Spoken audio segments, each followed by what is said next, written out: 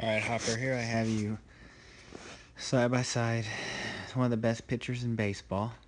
Um, Guy who's similar height to you, similar build, and actually a very similar arm slot. I always like to compare guys with similar arm slots and arm action.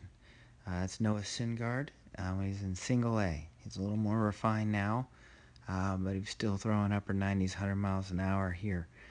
What you'll see is notice a few things that are similar and a few things that are different, and hoping that we can kind of find some ground to kind of move a little bit closer to the direction where he's at. Alright, so let's start a little bit just watching him go through his delivery as he finishes. Nice and smooth, nice and easy, very effortlessly. Alright, we'll watch you go through. Alright, there he goes. Here you go, balance. Hands up high. Now, obviously you're on flat ground. Make a little bit of difference as far as getting out in front and getting on top. I understand that. It's not the big issue. We'll talk about a couple minor mechanical things that I think we can come through and get there. Alright, so there you are. Alright, so let's rewind him back. Rewind you back. And look at a couple things. I'm also going to show you in a second from behind, and you'll be able to see him from behind and you from behind. Alright, because you can see right now you're open. The biggest thing and the biggest issue is look at where your hands are. Alright, if you look at him, look at you flat, look at him here. Where your elbow goes is in relation to where your hand's going to go. And you just want your hands to be relaxed and they drop in their natural arm slot. When you have that tension there, it's going to force that arm, in your case, to kind of go back. And that's going to cause you to kind of load that scap, but then you're kind of over-rotating from it. I'll show you what I mean in a second. The other thing, too, is I don't mind where your hands are up high. But the problem is when they don't work functionally together with your leg kick. If you watch him, his hands are up high, but he still gathers a little bit at the top. Alright, he's gathering a little bit. And then here, every time he breaks down, his hands will break down together. Look, hands and knee. It's like he's got a string from his glove to his knee. They break together. And look at how his front arm, back arm work together, and his front leg and back leg work together. That's perfect. Alright, where you're at. Alright, here we go. Here you go to balance. Which isn't bad. I'd like to get you a little bit higher. Get that knee up, because I think you can get a little more momentum at the top, then come downhill. But the problem is here, when you start breaking down, your hands don't break as together. Alright, they're breaking a little slower, and they don't consistently break at the same time. So what I would think is, hopefully, if we could get them started a little bit lower and then come up together with your knee, I think they would be more in unison and sync and break together. So as we come down our slot, hands breaking right here. What you'll notice is this is pretty good. You're good and closed. You're rotated a little bit, and we'll show you that from the back.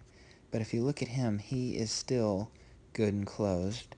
His direction is going towards the plate. Yours, you're a little bit angled and closed off on that front side. That's okay. We'll show you that better from the back. But the big thing we want to look at this picture is the lower half. Alright, look at his lower half is still closed right here. Alright? Clear that. So with his lower half closed,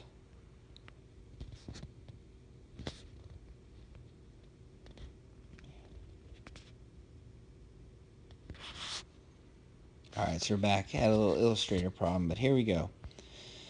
So, close, close, close. The biggest thing is his hips, alright? He's still closed off here. Your hips are closed off pretty good too. Alright, get to foot strike position, and then we're going to hold that. Okay, there we go. Foot strike position for him. When he lands right here, alright, he's laying on his heel. A lot of people want you to be a little square. It's fine. I'm not as big either way, but what you'll notice is his front foot is landed, but his hips are still closed. He still is closed. His direction is coming up late, and that late rotation is what creates so much power for him, is that he can land, and then at the end, then boom, everything rotates. All right, see how he's on top right there? He's still driving down and getting to that arm action out in front. All right, let's see you. See, here he is. He's landing right there. When you're landed right here, there you are. That's still pretty good. Your hips are closed. And now you start your rotation, and we'll see it takes you a little longer because the way your spine is, but you're getting to out in front. That's pretty good right there, your release point. Real similar to where he's at, where he's releasing it out over his front leg. Back leg looks very similar path. If you look at that, it's very similar in that path. That looks good. All right, where his hands are out in front. Now here, watch your finish. You get your back hips through, and there, that looks pretty good. Look at him. Look at how much drive he gets on that back side. That's that chair drawer. He's really driving through. Look how flat his back is. He has got his legs involved and got there. You could get a little bit more. Obviously, like I said, you're on flat ground. I think that's going to make a big difference. I think we're going to see big issue when we look from behind. I think it's going to be really helpful because I think you get more from that. So let's go ahead and go hit pause here and go from behind.